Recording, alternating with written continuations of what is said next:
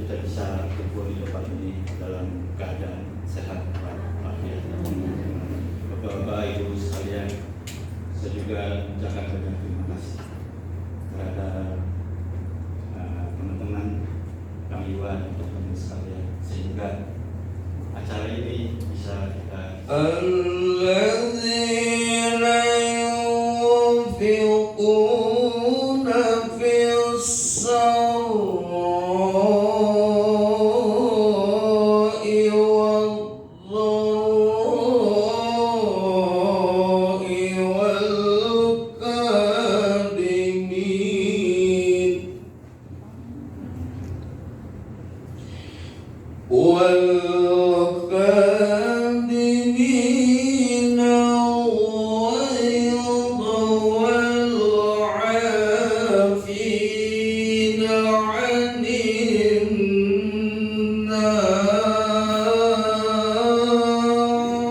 bagaimanapun juga dia pakai bahasa sayang, babe, atau apalagi lah ke suaminya, kalau memang hatinya tidak tentram, tidak akan menyejukkan.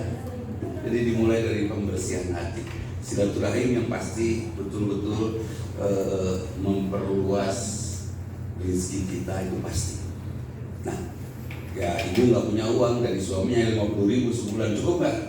Cukup, punya teman 360 tanpa permusuhan dan semua baik, kira-kira bisa jadi rezeki nggak? Iya. Tanggal 1 Januari pergi ke rumah Bu Ida, bantuan masak, pulang dibekalan nggak? 2 Januari ke rumah Bu Yanti, bantuan masak, pulang dibekalan nggak? Terus sampai 31 Desember, kan temannya 31 orang. Nanti ketemu lagi sama Bu Ida tanggal 1 Januari tahun berikutnya, Mama Nawai itu sibuk bisnis. Silaturahim meluaskan bisnis, nggak usah mengemis, kita membantu kan gitu ya. Itu luar biasa. Sudah jelas kok. Di samping dari silaturahim, apa buat pebisnis silaturahim? Itu relasi. Bukan hanya relasi. Buat pebisnis, ketentraman mengambil keputusan. Keputusan yang diambil dalam kondisi tentram jauh lebih benar daripada keputusan diambil dalam kondisi rudal. Bayangkan sebenarnya pagi keputusan tawis Pak, udah resiko itu betul-betul harus tentram. Jadi orang kalau mau silaturahim, komunikasi, bahkan layar kulul jangan dapat tidak akan masuk surga orang memutuskan silaturahim. Siapa? Ya kita. Memutuskan silaturahim itu seperti apa sih?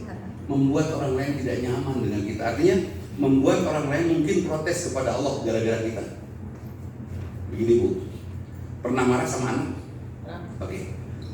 Tahu nggak? Pahami. Ketika kita marah sholat, ketika hati anak itu luka, mungkin bisa disembuhkan tidak?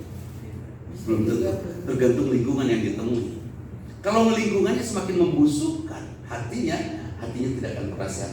Padahal pulang kepada Allah, yaumun la yanfa'u malun wala banun illa man atallahu biqalbin salim. Suatu saat kita pulang kepada Allah, tidak ada gunanya yang paling dekat dengan kita, harta anak nggak ada gunanya. Apalagi yang lain-lain, mobil, nggak ada. Harta anak aja yang paling kita cintai nggak ada gunanya.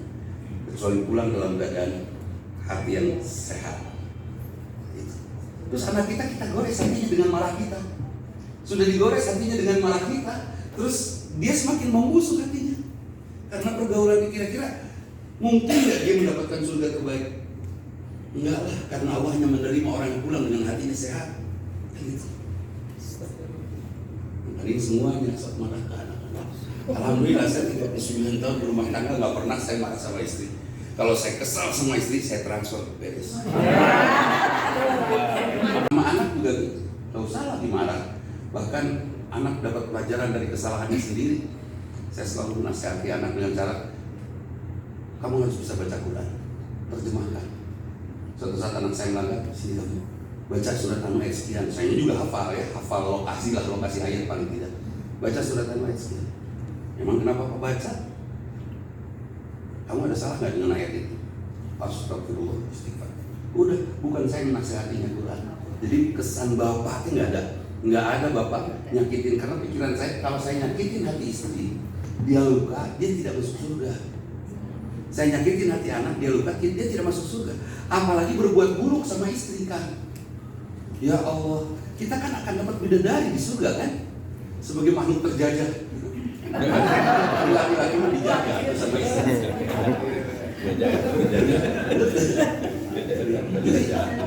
Nah, apa?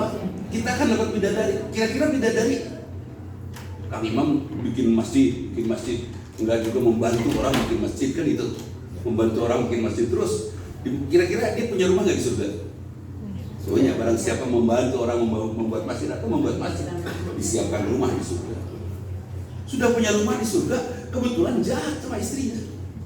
Kira-kira bidadari datang mah? Sedih kan di surga tanpa bidadari? Sedih pisan, kosong gue surga udah kecil. Jadi baiklah sama istri. Saya tidak mau menyakiti. Ibu pernah sakit hati? Oke, kita relatif pernah. Saya sudah 15 tahun lah berhenti sakit hati. Kenapa? Ketika ada orang nyakitin kita, dia bulukan. Ketika dia buluk, kitanya sakit hati. Artinya hati kita tidak imun menghadapi keburukan dia. Dan saya berucap terima kasih nuhun ya, sabejaan orang ini hati belum sehat. Kalau hati saya kokoh, mungkin saya tidak akan sakit hati. Rasulullah menyuapi tunanetra dari kaum Yahudi, terus disuapi. Si Yahudi ini sambil ngeledek-ledek, saha Muhammad jelbong bisa terus diledek. Padahal dia Muhammad yang menyuapinya.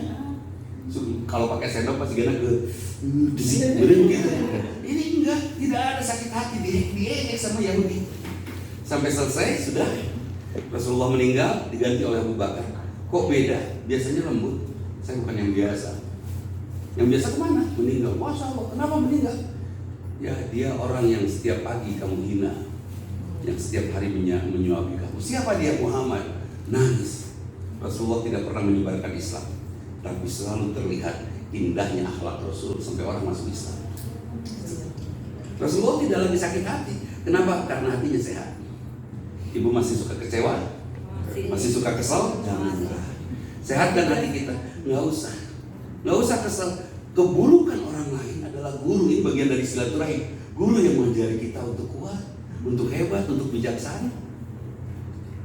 Saya ketipu. Oh ya Allah, alhamdulillah. Tahu. Oh saya ternyata bodoh, ditipu sama begituan ya. Udah kan beres. Ketika kita beriman dengan tauhid kita, uang yang ditipu itu hilang nggak dari kita? Hilang nggak? Angkanya hilang. Secara fisik. Fisiknya hilang. Dia sedang disimpan di perbendaharaan Allah. Tidak dihilangkan. Allah nggak pernah zalim. Allah nggak pernah menzalimi kita. Kemudian dia mendapatkan uang, sebut saja ketipunya 50 juta. Dia dapat uang 50 juta, senang. Ya Allah, titip uang saya akan cari dia. Kalau ketemu alhamdulillah, kalau bisa diselesaikan alhamdulillah, kalau tidak tawakal. Beres. Allah akan ganti dengan sehat, dengan bahagia, dengan tentram, dengan nyaman, dengan masa tua yang enakeun. Banyak orang yang menderita di masa tua. Ojo dume, jangan belagu sekarang mentang-mentang muda. Iya kan? Iya. Nanti kita punya masa di mana kita rentah dan kita tidak bisa apa-apa. Hati-hati. Nah, ketika ketipu, masa rentah kita akan dibantu oleh Allah. Uang itu akan kembali lagi dalam bentuk ketentraman, dalam bentuk rasa nyaman, enak, sehat. Ya, ibu saya 95 tahun masih jalan, masih masak karena semasa muda ini membantu suami ya, berjuang luar biasa. Ibu saya yang saya tahu hanya taat saja, nggak pernah marah sama anaknya. Hadirin, jadi bikin nyaman lah di usia kurang lebih 56 ya. Oke, di usia kita ini. Kalau saya sudah usia pas azan maghrib, sudah mau ke isya. Nah, saya angkatan 80. Ini 84. Sudah lah. Nah, kemudian di usia ini apa yang harus kita lakukan? Ya silaturahim. Tadi saya ditanya oleh guru saya karena saya mengumpulkan orang ustadz se-Bandung, Bandung Raya, Bandung, Cimahi, Kabupaten Bandung, Kabupaten Bandung Barat, diriungkeun untuk meluruskan visi misi kita, dakwah untuk membangun kebaikan, itu kan judulnya. Udah, guru saya nanya, nanaona jadi ngumpulkeun jelema, katanya gitu kan. Saya jawab, ya ngumpulkan orang yang mau ngantar saya ke makam Nabi. Sok daripada sendiri. Makam saya dekat Pak. terhalang 20 rumah lah ke belakang. Rumah saya itu dekat kuburan. Oh. Istri saya nanya, kenapa Pak beli rumah tadi sini? Meh nguburkan sorangan gampang. Tinggal ngagorolong ya. Itu udah susah pakai furai dan segala macam. Grab. Iya, itu kudu naik Grab. Jadi mencari orang yang mau sholat jenazah untuk saya, mengumpulkan orang yang mendoakan saya, seperti itu silaturahim. Rizki yang terbesar bagi kita apa coba? Yang Allah anugerahkan pertolongan Allah di tengah kita sangat lemah, saat rentah, saat kita menghadapi sakaratul maut, sahan mantuan. Setan ngagoda itu sesuai dengan kesukaan kita, suka ngadu hayam, setan ngabibita hayam jago. Yang bokasa sah, setan menggoda pun ulah lucu terus kita sampai terpengaruh oleh bisikan setan di akhir hayat. Tidak ada bantuan Allah. Bayangkan, kita tidak akan sempat husnul khatimah. Makanya sakitnya sakaratul maut setelah saya baca hadisnya, ya Allah, saya nggak sanggup. Seperti kayu yang ditusukan dan ketika diangkat kayu itu berduri panjang-panjang red. Saya membacanya aja langsung break gitu kan. Robek jadi dia, ya Allah ya Rabbi. Memang tidak ada sih yang meninggal nahan sakit, nggak ada kan? Jarang lah. Yang meninggal rata-rata dia. Katanya husnul khotimah nggak juga. Ukuran husnul khotimah bukan kita yang tahu. Iya. Tapi bagi kita mukminin, ketika kita sakit menghadapi sakaratul maut, tenang. Karena itu ampunan terakhir dari Allah. Brek, bersih. Uang itu akan kembali lagi dalam bentuk ketentraman, dalam bentuk rasa nyaman, enak, sehat. Ya, ibu saya 95 tahun masih jalan, masih masak. Karena semasa muda ini membantu suami ya, berjuang luar biasa. Ibu saya yang saya tahu hanya taat saja, nggak pernah marah sama anaknya. Karena taat itu lebih mudah daripada ngelawan. Sepakat? Gampang ngelawan, gampang taat. Gampang. Beda itu mah ngelawan. Bedanya taat. Sepakat.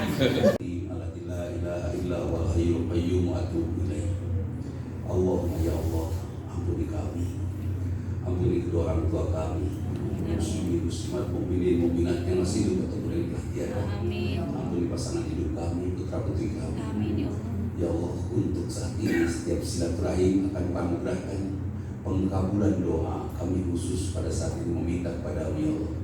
Ampuni dosa kedua orang tua kami sekecil apapun, ampuni dosa kedua orang tua kami sebesar apapun. Ya Allah, sayangi mereka karena mereka pernah menghabiskan waktunya untuk menyayangi kami. Sayangi kedua orang tua kami di dunia ini dan di akhirat ya Allah. Jangan sampai mereka terlepas dari kasih sayang. Allahumma ya Allah, anugerahkan kepada kedua orang tua kami kesehatan. Jangan kau sakitkan kedua orang tua kami di dunia ini dan di akhirat ya Allah. Karena mereka juga selalu menjaga kesehatan kami. Jangan kau lukai ya Allah kedua orang tua kami di dunia ini dan di akhirat ya Allah. Karena mereka juga selalu menjaga kami agar kami tidak terluka. Kayakan kedua orang tua kami di dunia ini dan di akhirat ya Allah. Karena kekayaan mereka pernah kami habiskan semasa hidup kami untuk perbekalan kami. Ya Allah, jadikan mereka ahli surga di dunia ini dan di akhirat nanti tanpa hisab. Karena mereka juga selalu menganugerahkan surga bagi kami.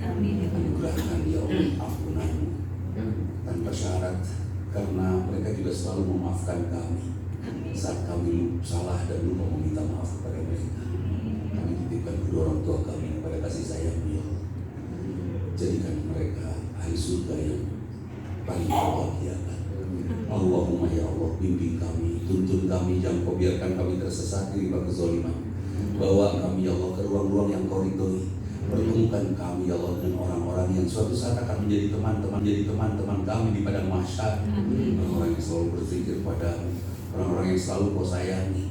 Kalau suatu saat kau uji kami, ujilah kami ya Allah dengan ujian yang betul-betul membuat kami semakin dekat denganmu, bukan ujian yang membuat kami mendapatkan murka. Kalau Engkau wafatkan kami ya Allah, wafatkan kami dalam husnul khotimah. Wafatkan kami saat kami merindukanmu dan Kau mencintai kami. Saat kami merindukan Rasulmu dan Rasulmu akan memberikan syafaat bagi kami. Ya Allah, wafatkan wafatkan kami dalam sujud, wafatkan kami dalam tentram karena kami beriman padamu. Dalam husnul khatimah, istirahatkan kami di barzahmu dengan ketentraman kasih sayang ya Allah. Dan pada hari kebangkitan nanti, bangkitkan kami dengan ridhamu untuk membawa kami ke surga. Kami berstatus punya padamu ya Allah. Kabulkan doa kami. Allahumma inna nas'aluka ridhaka wal jannah wa na'udzubika min sakhatika wan nar. Rabbana atina fid dunya hasanah wa fil akhirati hasanah wa qina adzabannar. Subhana rabbika rabbil izzati amma yasifun wa salamun alal mursalin walhamdulillahi rabbil alamin. Amin ya Allah.